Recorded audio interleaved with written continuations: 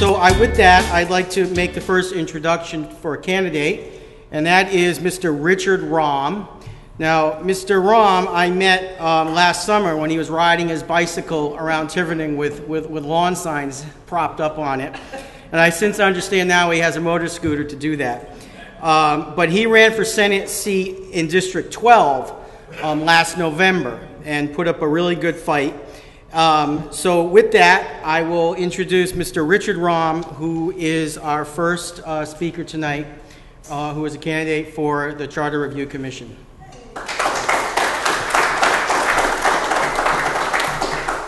Thank you, Jeff. When I ran for Senate, I did a lot of door-to-door work, and I always told people that would talk to me, I like to see power and authority move down to the individual. I don't want to see it in government. It has to be, some of it has to be in government, but the more you can push down to the individual, the better off we all are. The financial town referendum, that is a pure democracy. Not only is it a pure democracy, it allows other citizens of our town to come up with their own budget. Get people to vote for it, sell it to people, a democracy. And I see our opposition and I think, why would you want to change something like that? It just makes no sense. When every voter has the power of the purse strings, and that's a lot of power. Right? The Tiverton Taxpayers Association, they like to point to the chart and show, oh yeah, it's reduced your taxes, and indeed it has. And I like that. I'm not saying I'm against that. I like that a lot. Right? But what I like most is the people of Tiverton did that. Right? Now, the opposition who may want more money for the schools or the police or whatever project they have, they can also use the FTR to get whatever they want. They just have to sell it. They have to sell it to every taxpayer in Tiverton, because that's a democracy. And if you can do that, more power to you. I've talked to 3 or 4 people that want to take the casino money and use it to pay down debt. Fabulous idea. You know what? Put your budget together. Get yourself a petition. Let's vote on it. And you sell me your idea that paying down debt is a good idea. I personally think it is a good idea, right?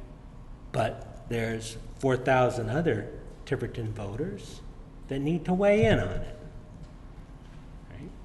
And that's why I'm running for the commission. I want to protect the FTR.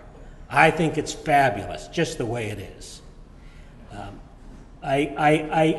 When I went door to door and I spoke to people about the casino, some were for, some were against it. The guys that were for it, they never said to me once, I want to take that money and buy, 20 new police cars and a bunch of new fire engines and blah, blah, blah. No, they want their taxes lowered. Right here, right? So you take all that money from the casino and you allow the FTR to run its process. Maybe it won't work. Maybe the townspeople are going to say, no, we want those fire engines. We want those police cars. We want more textbooks. So our taxes will go up. But that's the citizen's choice, and that's important. And that's what I want to protect, the citizen's choice. And the FTR is the democracy that does that. I have a couple of other pet peeves that I just sometimes find it astonishing that citizens, voters sometimes don't always understand what a bond referendum means. It seems like we're always voting them in. I would like to see a different process where the citizens become educated, more involved in how a bond referendum gets passed. I think it's far too easy for a lot of citizens just to vote for that bond referendum because they think, oh, state's going to pay for half of it. Well, guess what? We're all state citizens here, and every other town is doing the exact same thing. Yeah, they're all voting in their bond referendums thinking, yeah, half off. Well, it isn't, right? We all pay for that in state taxes. So I'd like to explore some avenues to educate our voters about bond referendums. We have a huge financial burden due to bond payments that we've incurred lately. So I appreciate every one of you for coming out and listening to why I want to run for the town charter, and I appreciate your time. Thank you.